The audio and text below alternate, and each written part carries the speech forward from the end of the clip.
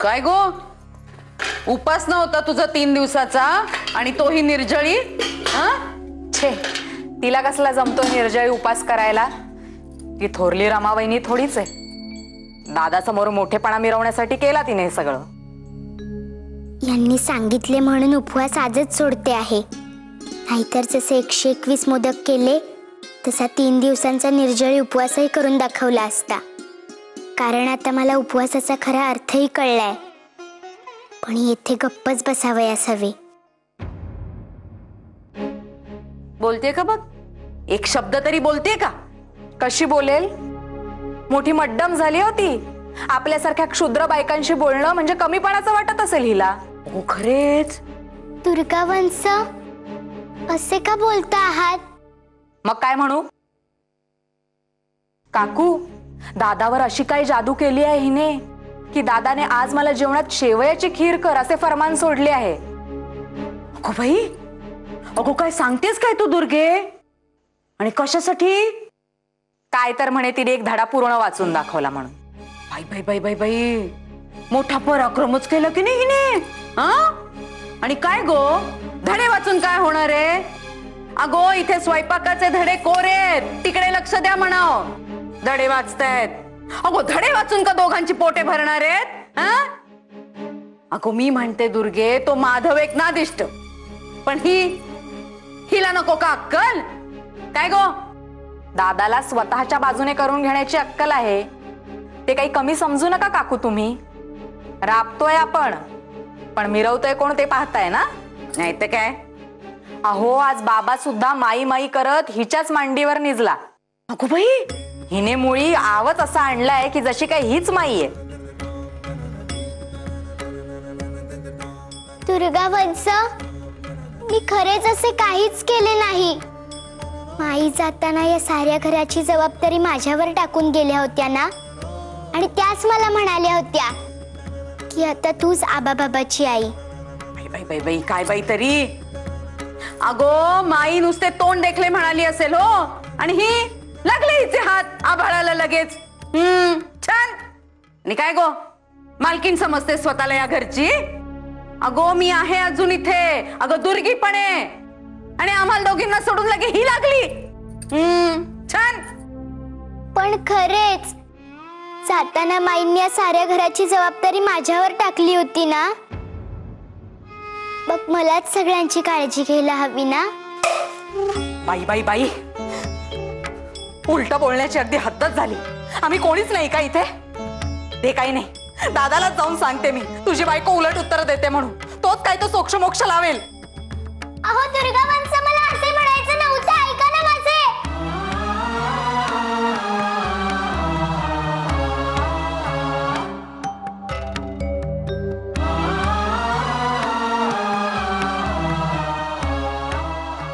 करकटावरी तुळशीच्या माळा, ऐसे रूप डोळा दावी हरी.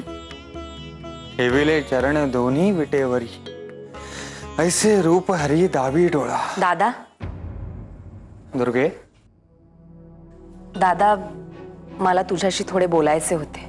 अगं दुर्गाक्का, खरे तर आम्हासच तुझ्याशी बोलावयाचे होते. बोल ना. आज तू आमच्या सांगण्यावरून शेवयांची जी खीर बनवली होतीस ना, ती अत्यंत उत्तम झाली होती. आम्हास फार आवडली.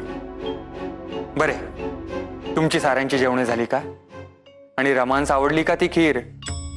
आज खास त्यांच्यासाठी हा गोडाचा पदार्थ करावयास सांगितला होता. दादा, या रमेचे जरा जास्तच लाड करतोय आपण असे नाही वाटत तुला?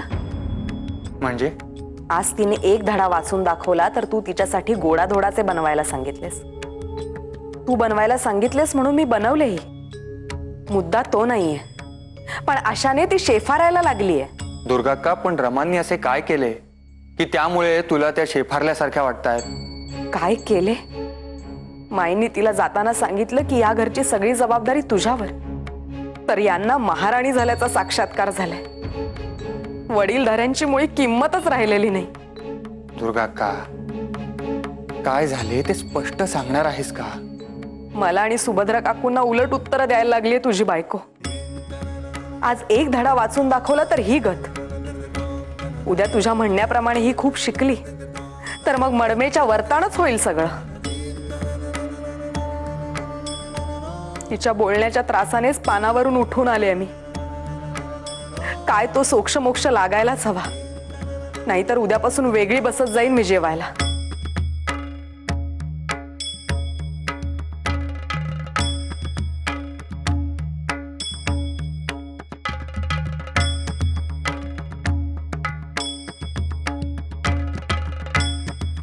काय ग दुर्गे, काय झाले?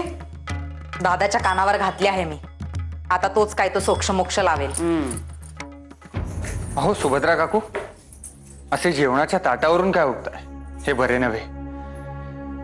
आणि दुर्गे, रमा तूच काही उलटे बोलल्या असे जर तुझे म्हणणे असेल तर त्यांच्या वतीने आम्ही तुझी क्षमा मागतो. दुर्गावंश, माझ्यामुळे अपमान झालाय ना तुमचा, मग त्याची क्षमा यांना मागावयास लावू नका. क्षमा करा मला. दुर्गे, तर दुर्गेने क्षमा केली असे आम्ही समजतो. चला आता जेवणाची ताटे घ्या. बसा बसा, आज आम्ही आपणास वाढतो. पाहूया तरी जमते का. बस दुर्गे, बसा. रमाबाई बसा. आज काय आहे? छान. आणि हे काय असे बसून का वाढणार आहेस? सुभद्रा काकू, ते वाकून वगैरे काही आम्हाला जमावयाचे नाही. आता जे आहे ते गोड मानून घ्या. वाढ हो वाढ.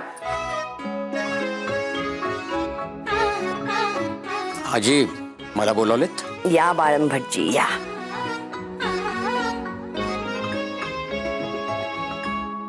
हे माझे स्त्रीधन आहे बरे.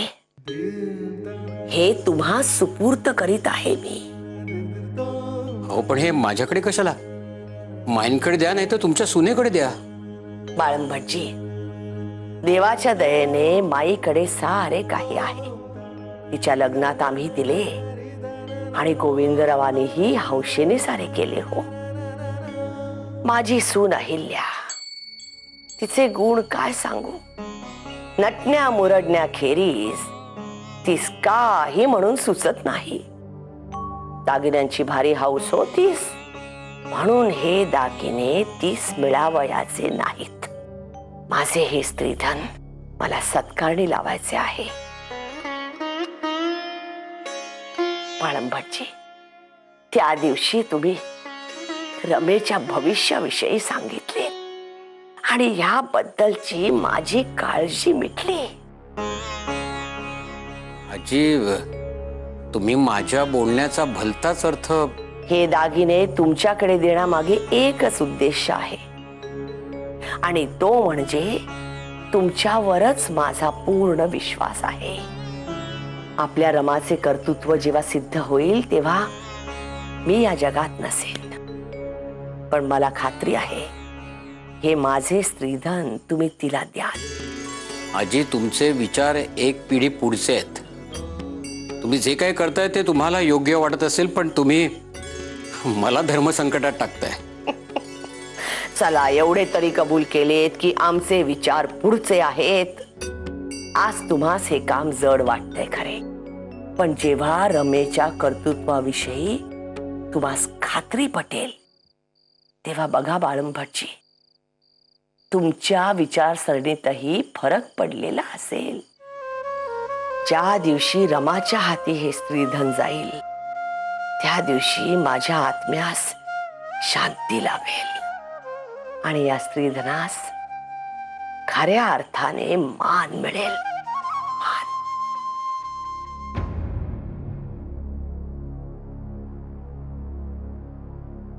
कासे सोन सळा पांघरे पाटोळा.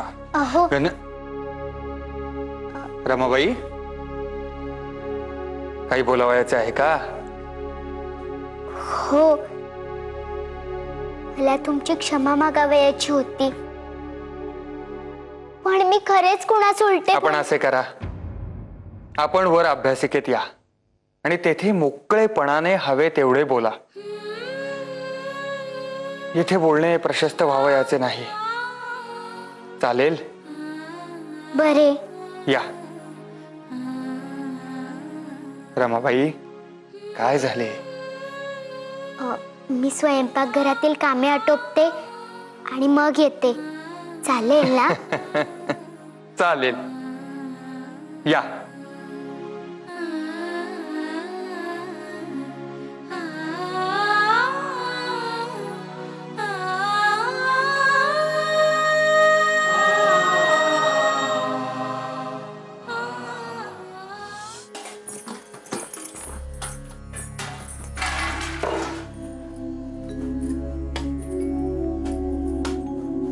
दुर्गा वंश, अजून रागवला आहात माझ्यावर? तुम्ही आज रात्री मला गोष्ट सांगाल? त्या दिवशी नव्हती का सांगितली कालिया मर्दनाची? तशीच एखादी? दुर्गा वंश,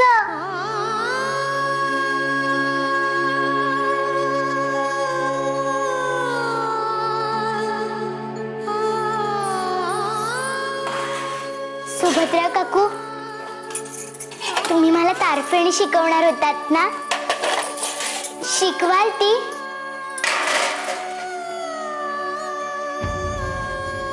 सुभद्रा काकू, चुकले माझे, ऐका ना.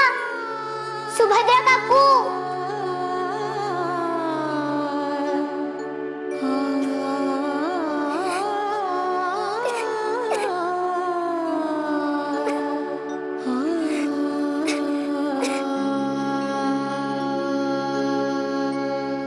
पांडू काका, मला वाटले होते केला असेल सगळ्यांचा राग. खरं सांगू का वहिनी साहेब, असं झालंय माई साहेब कधी येतात, नाही त्या आल्याशिवाय ही इसकडलेली घडी परत नाही बसायची, परत नाही बसायची.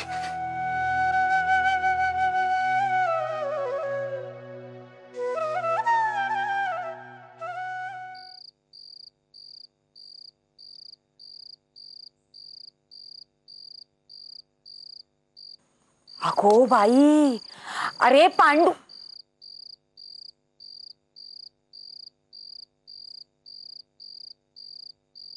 पांडोबा,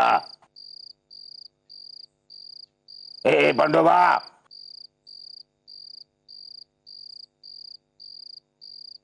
पांडव,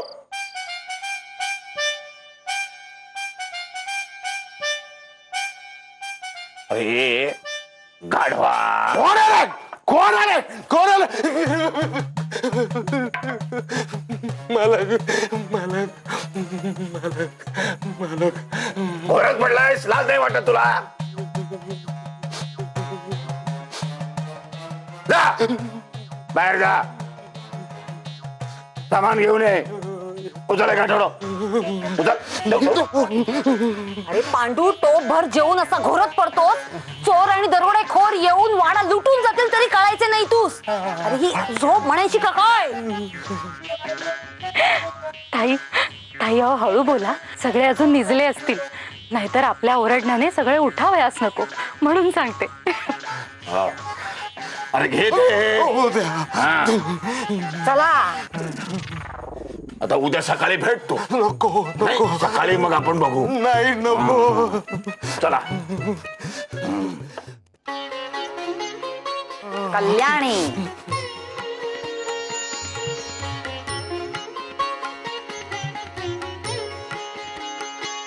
पांडोबा, जी, जी, अरे कुठे? अरे गाढवा, जी. मोरोबाला त्यांची खोली दाखव. म्हणजे पाहुण्यांचीच ना? हो, पाहुण्यांचीच. निघ. हो, निघतो निघतो निघतो. अहो चला चला तुम्ही आधी.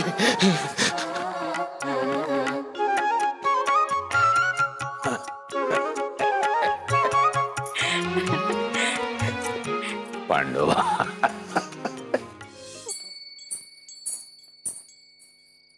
रमाबाई, बसा. अभिनंदन, अगदी मनापासून अभिनंदन. अहो कळले का कशाबद्दल अभिनंदन ते? नाही. अहो, पण मी दुर्गा वंशांना खरेच काही. अजून ते काही मनातून गेलेले दिसत नाही. स्वाभाविकच आहे. तुमचा साराच काळ घरातील बायकांच्या सहवासातच जातो. तुमच्या आयुष्यातील सर्वात मोठा भाग हा त्यानेच व्यापलेला आहे. तेव्हा त्यांची मते, त्यांचे टोमणे किंवा त्यांची आयुष्याकडे पाहण्याची दृष्टी याचा तुमच्यावर फार मोठा परिणाम होतो. पण रमाबाई, हे सारे सांभाळून आपला फोकस म्हणजे आपले लक्ष हे अभ्यासावरच केंद्रित करायला हवे एवढे ध्यानात ठेवा. हो. कोणी काही रागे भरून वेडे वाकडे बोलू लागले तर आपण उत्तरच दिले नाही म्हणजे झाले. त्या साऱ्या जणी भले बोलत असते, आम्ही तर तुम्हास काही बोलत नाही ना. नाही. मग झाले तर आमच्याकडे कोणी कागाळी केली तर आम्ही सारे सामोपचाराने मिटवू. तुम्ही काही काळजी करू नका. फक्त अभ्यास करा. सारे लक्ष अभ्यासावर केंद्रित करा म्हणजे आम्हा सारे मिळाले. आता कळले का इतके खास अभिनंदन कशासाठी केले ते? हो, मी एक संपूर्ण धडा वाचून दाखवला म्हणून. हो रमाबाई, तुम्ही किती महत्वाचा टप्पा गाठला आहात याची तुम्हास कल्पनाच नाही. अहो, तुम्ही वाचू लागलात. आता ज्ञानाचे महाद्वार तुमच्यासाठी किलकिले झाले आहे. आता तुम्हास वाचनाची गोडी लागेल. जिज्ञासू मन आणि चौकस बुद्धी तुम्हास नवी नवी पुस्तके वाचण्यासाठी उद्युक्त करेल.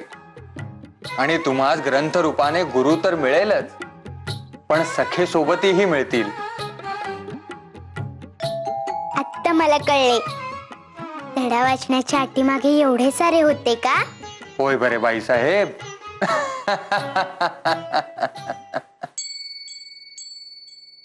अगोबाई, ओठ,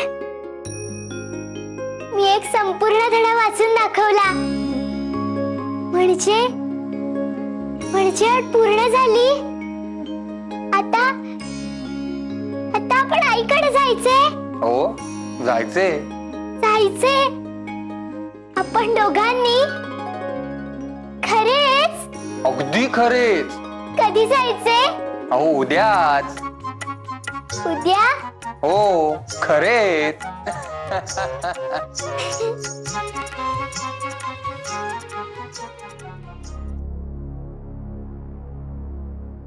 पण रमा, एक धडा वाचून दाखविलात म्हणजे संपले असे नाही बरे.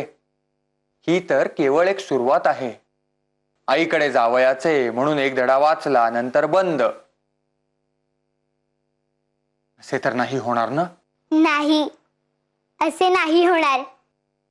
मी खूप अभ्यास करीन, खूप शिकेन. लोकांनी म्हटले पाहिजे की न्यायमूर्तींची बायको आडाणी नाही, ती त्यांना शोभेल अशीच आहे. मी खूप शिकणार आहे. मला खूप शिकावयाचे आहे.